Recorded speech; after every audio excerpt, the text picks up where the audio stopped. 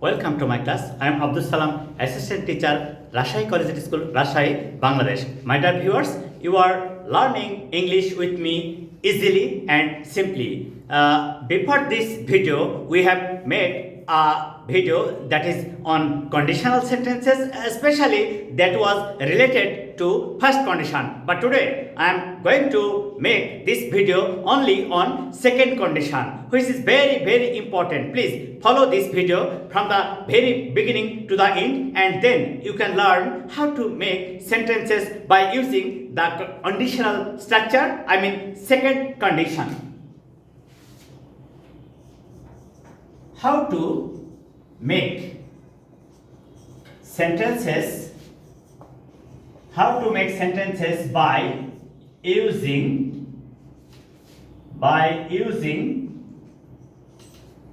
second condition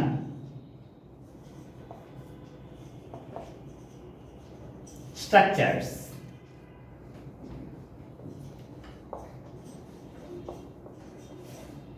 আমরা কিভাবে second conditional এর যে স্ট্রাকচারস গুলো আছে সেগুলি দিয়ে ভিডিও তৈরি করতে পারি, যা অত্যন্ত হেল্পফুল এবং easy.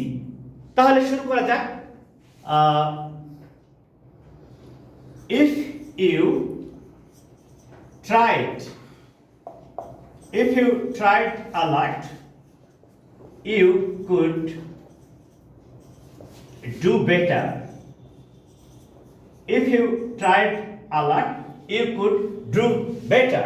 It is second conditional clause and structure, such as this structure will be easy and you can identify in this way. The sentence will be started with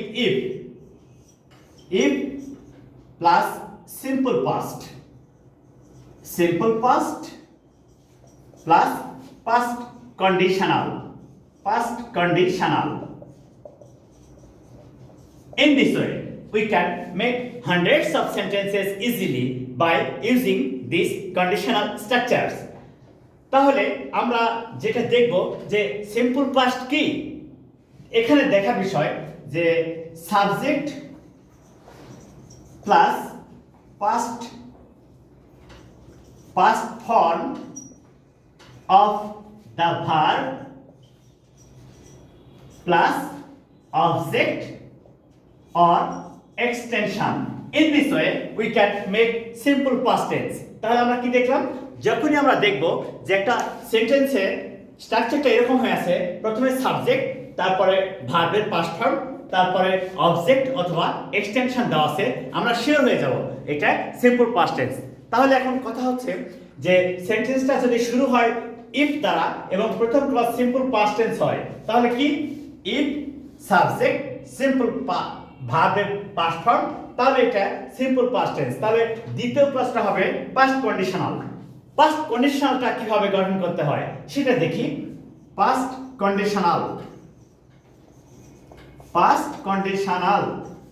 yes, subject plus would, could, might, plus verb plus object or extension. In this way we can make past conditional. তাহলে আমরা সহজে বুঝতে পারলাম যে past conditionalটা কি। যখনই কোনো সেন্টেন্সের সাবজেক্ট, তারপরে would, could, might modal auxiliary, would, could, mightটা কি মডাল অক্সিলারি, তারপরে ভার্বের বেস ফর্ম হবে, তারপরে অবজেক্ট বা এক্সটেনশন। যদি কোনো সেন্টেন্স স্ট্রাকচারটা এইভাবে গঠন করা হয় তখনই তাকে আমরা বলবো past conditional. So here is everything clear to you all that second condition is very easy and important at the same time, because the sentence will be started with the conjunction if and the first clause will be simple past, I mean subject plus past form of the verb, and the second clause will be past conditional, that is subject would, could, might plus base form of the verb and extension or object. In this way we can make second conditional sentences, and now you can easily write hundreds of sentences by using this structure. Now we can going to make another example which can help you to make it easy,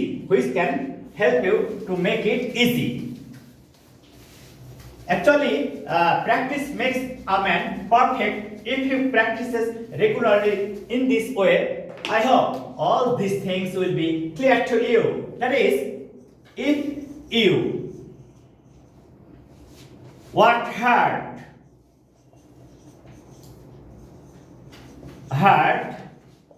you could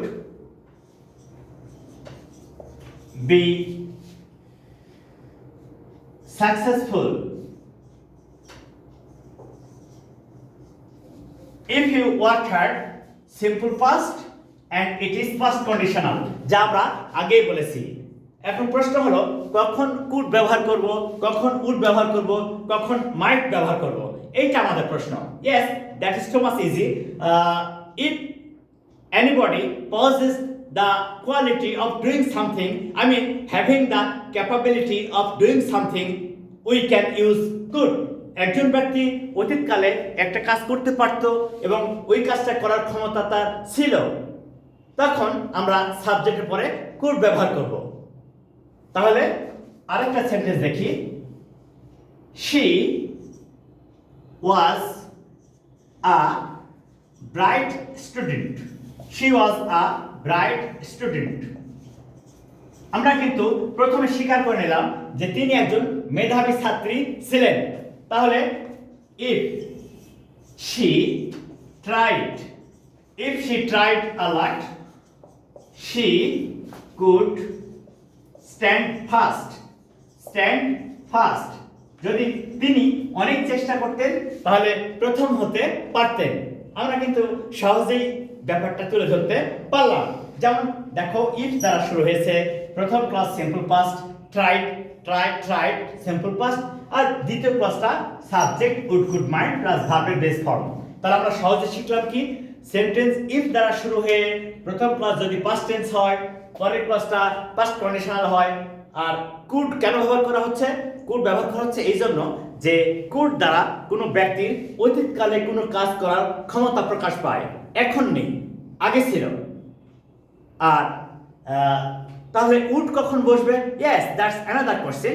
Now we are going to discuss that point. When and how can we use would in a conditional sentences? I mean in second condition.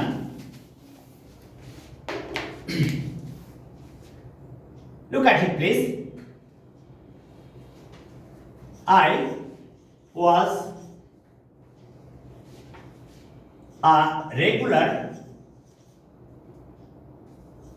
student. আমি একজন নিয়মিত ছাত্র ছিলাম। If I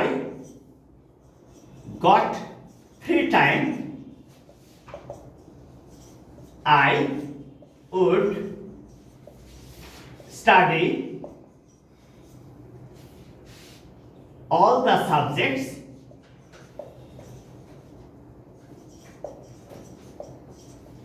দেখো তো এটা কিভাবে করা যায়।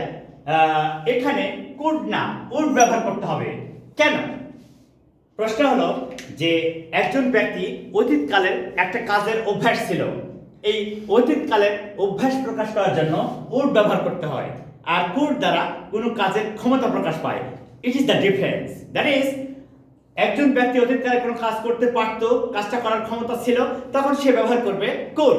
কিন্তু একজন ব্যক্তি অতীতকালে একটা কাজ করত, সেই কাজটা করার তার অভ্যাস ছিল, তখন ব্যবহার করবে সে would, তাহলে আমরা সহজেই would এবং could এই দুটার পার্থক্যটা তুলে ধরতে পারলাম। এরপরে আসে might, এর পরেরটা হচ্ছে মাইটটা কখন বসবে সেটা নিয়ে আমরা এখন কথা বলবো। আশা করি প্রত্যেকটা সেন্টেন্স তোমাদেরকে নতুন সেন্টেন্স তৈরি করতে ইন্সপায়ার করবে। এবার দেখো, he did not follow the rules of study.